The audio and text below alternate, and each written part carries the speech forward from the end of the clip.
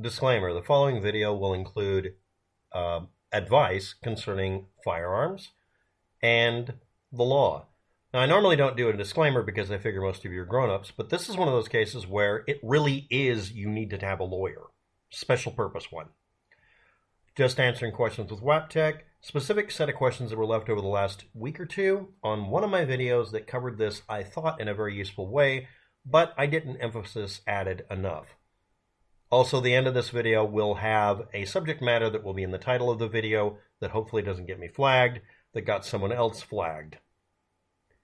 And I will probably cut off that part of the video so you'll know when that part comes up. Here we go. Rules and regulations in the United States concerning firearms are based on the following rules and problems. Safety, and then public safety due to misuse or illegal usage of items. It could be anything from a truck filled with gasoline being regulated more heavily than your car with a gas tank, to things such as a certain diameter and strength level metal pin being regulated heavily because it happens to be useful for being a trigger in a nuclear warhead. It doesn't have to make sense, it just has to be for a reason. And these are usually reactionary rules. People aren't very proactive about laws because we don't feel the need to regulate things until a problem has happened. That doesn't mean never let any catastrophe or tragedy go to waste. That means there's no reason to regulate you and I against us owning hoverboards because they don't exist yet until Elon Musk fucks something up. So here we go. You have to contact the ATF and give them a bunch of data, de facto registering yourself and whatever you're trying to do with them, and have a waiting period and pay some form of tax primarily, because that used to be part of the Treasury Department, of anywhere from $5 to $200 to any number after that.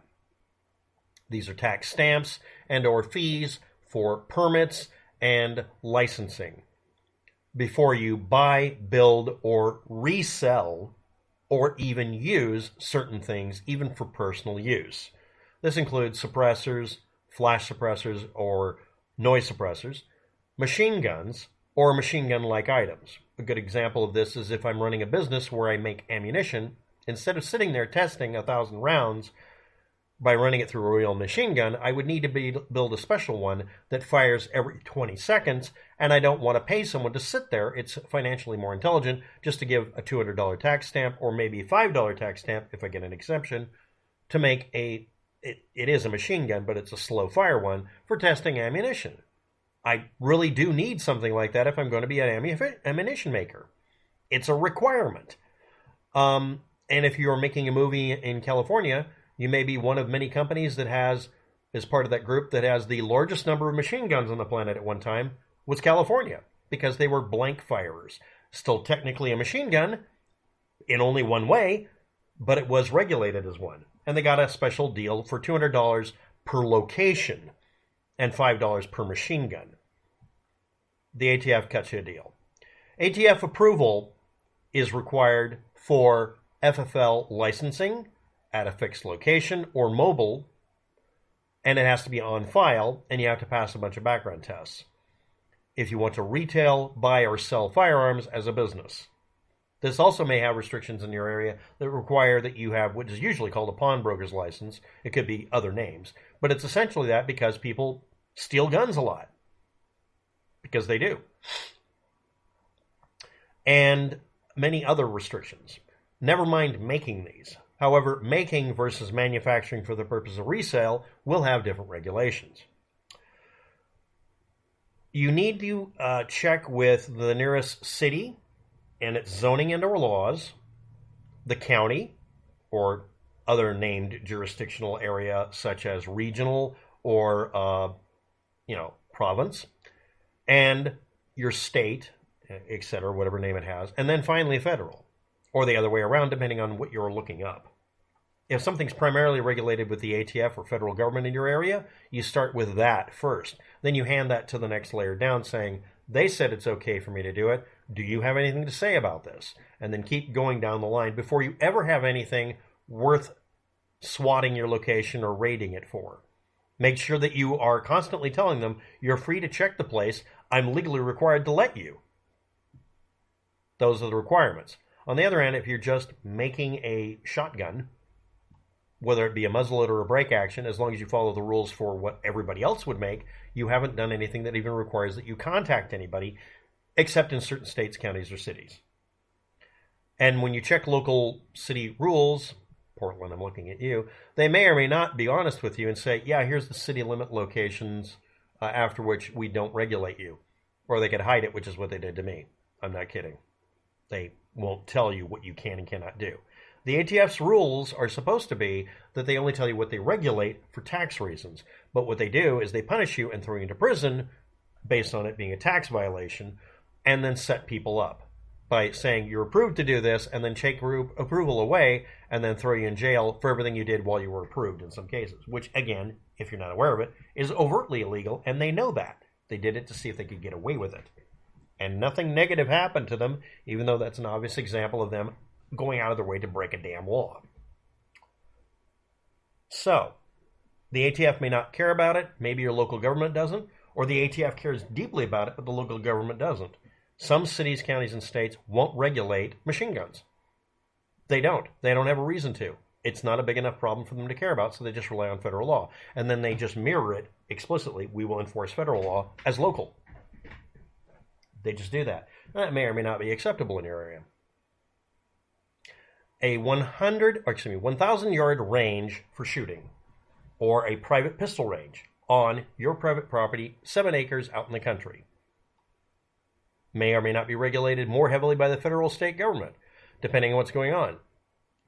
Making a piece of equipment that recovers 100% of the lead from bullets and keeps it from getting in the water supply, depending on where you're standing, is more heavily regulated, and you can go to jail for doing it, rather than having a berm and letting it go into the water supply. Simply because they can't regulate dirt, but they can regulate a metal trap that keeps you from harming the environment. The counterproductivity of bureaucracy is normal. What about gun parts and or accessories, but not the actual guns? Again, depending on where you are, they'll either decide everything's a gun or everything's not a gun, decide that the accessories and parts are equivalent, or everything's a machine gun. And on a federal level, we're now dealing with that. And yes, I do object to it because it is absolutely that stupid. I'm not mentioning the rule, by the way. It's a general trend here.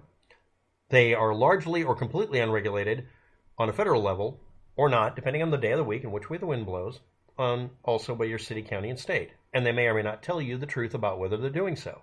Never mind what the police officer can do at officer's discretion, just shooting you for literally being unarmed, standing in the backyard of your house without knowing the cops there. Yes, that happened recently. There may be zoning laws or a local city commissioner that doesn't like certain things and makes rules. There may be a homeowners association that creates a set of rules that doesn't make any sense out in the middle of nowhere. That's actually happened in Arizona because a stray bullet, hit someone's house once. It was actually a golf ball, but he claimed it was a bullet just so he could mess with the neighbor. And then finally, corruption in your local police department and government. Local jurisdictional layers may affect if you can do anything, even if it doesn't say you can.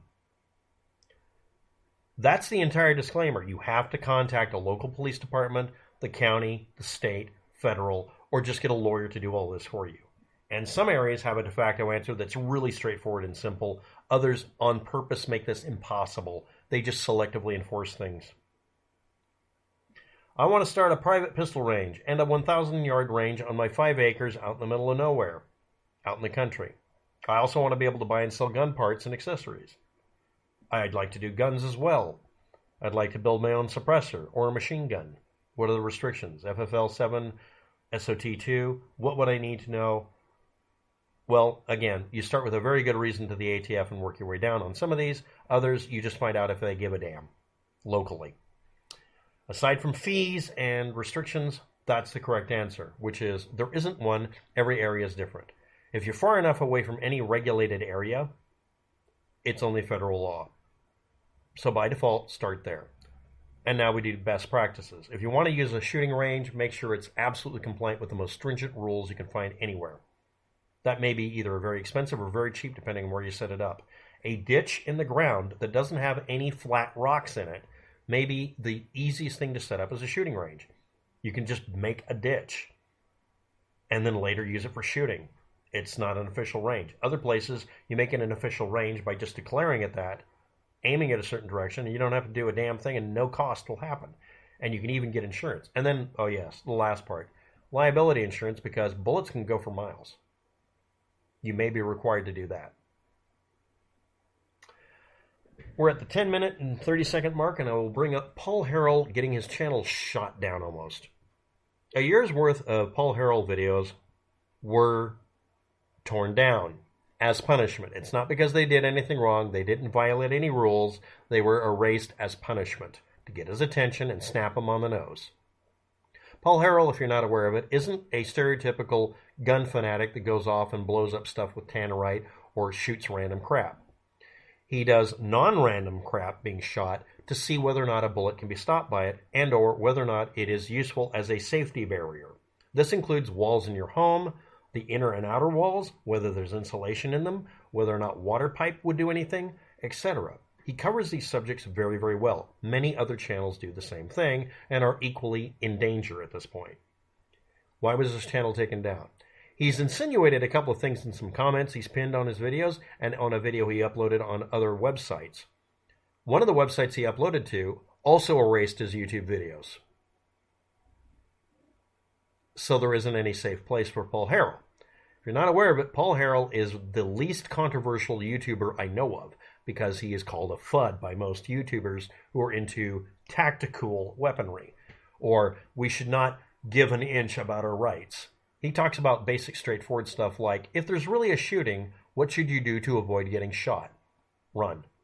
Should you defend yourself? Unless absolutely necessary, no, run. He's very, very clear about these things, including, as you might imagine, testing materials that might stop a bullet versus things to hide behind for cover versus concealment, and explaining the difference and being very clear about it and going out of his way to never break a single rule.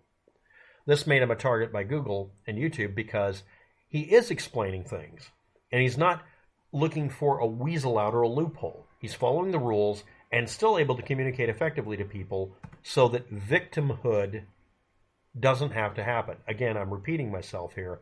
He teaches you how not to be a victim of gun violence. Now, you'd think people who are in favor of gun control, it's about gun violence. And for the majority of you out there, it is. It really is. It has nothing to do with anything like trying to confiscate guns. They just want to make it to where mass shootings don't happen. They want to make it to where that nobody gets hurt. They want to make it to where the police take care of it and everybody else can escape. Paul Harrell would agree with this. And that made him a target because it is very obvious YouTube and Google do not give a shit about your safety and mine. But they explained why they took down his videos. No, they did not. They did not give a real explanation. I've had a channel flagged for insulting Adolf Hitler as being religious hate speech. I've had a YouTube channel that one of my channels was flagged for pornography when that wasn't the subject matter, and it was because someone decided to do something after the fact when the video was uploaded about a link I have no control over. Obviously, it wasn't about pornography. It was about labeling one of my videos pornographic. It was about doing something to shut me up. How are they shutting up Paul Harrell? He went through and tested lots of materials. He also has a habit of doing something called a meat target, where he shoots through grocery store purchased meats and vegetable material to see if it will slow down or stop a bullet. There was a shooting at a grocery store recently. He had a video explicitly says, taking cover in a grocery store during a mass shooting. How effective? And he came to a set of conclusions about it not being a very safe thing to do. It won't do much good. Run away if a shooting happened in a grocery store or supermarket. There was a recent shooting in the supermarket. He's being punished for it. He did not give people any ideas about this. And, of course, they're going to say it was something other than what they really flagged him for. But that's what happened, most likely. He did videos educating people on how to keep themselves alive during a stressful situation and escape harm. He's being punished for it. And none of his videos show him to be a gun geek who's into tactical and playing at being in the military. He looks like a guy going out shooting skeet or hunting deer, because that's what he is. He's also a master shooter. Thanks for watching. Have a good day. Good luck with that. That's why it was taken down.